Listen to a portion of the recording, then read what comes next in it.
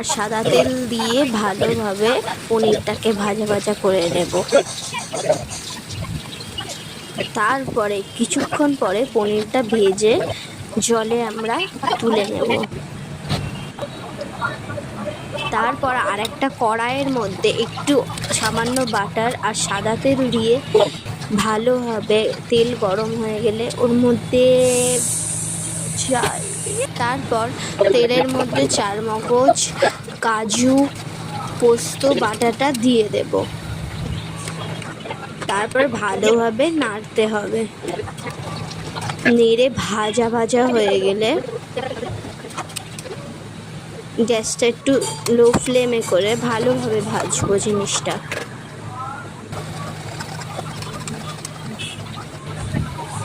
ভাজার পর বাটি ধোয়া জলটা দিয়ে দেব। তারপর একটু লবণ দেব, তারপর একটু চিনি দেব। ভালোভাবে ভাজা ভাজা হয়ে গেলে একটু গরম মশলা দিয়ে দেব। গরম মশলা দিয়ে ভালোভাবে নেড়ে নিতে হবে। তারপর দইটা দিয়ে দিতে হবে, ফ্যাটানো দইটা দিয়ে দিতে হবে। তারপর ভালোভাবে ফুটতে দিতে হবে। ফোটা হয়ে গেলে চিলি ফ্লেক্স দিয়ে দিতে হবে।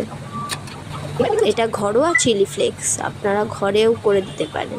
তারপরে একটু নেড়ে পনিরগুলো দিয়ে দেব, ভাজা পনিরগুলো দিয়ে দেব। দেওয়ার পরে ওটাকে ফুটতে দিয়ে তেজপাতা ধনেপাতা ছড়িয়ে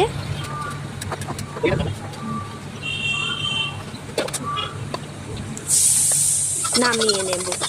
এইটাই হলো আজকের পনির রেসিপি।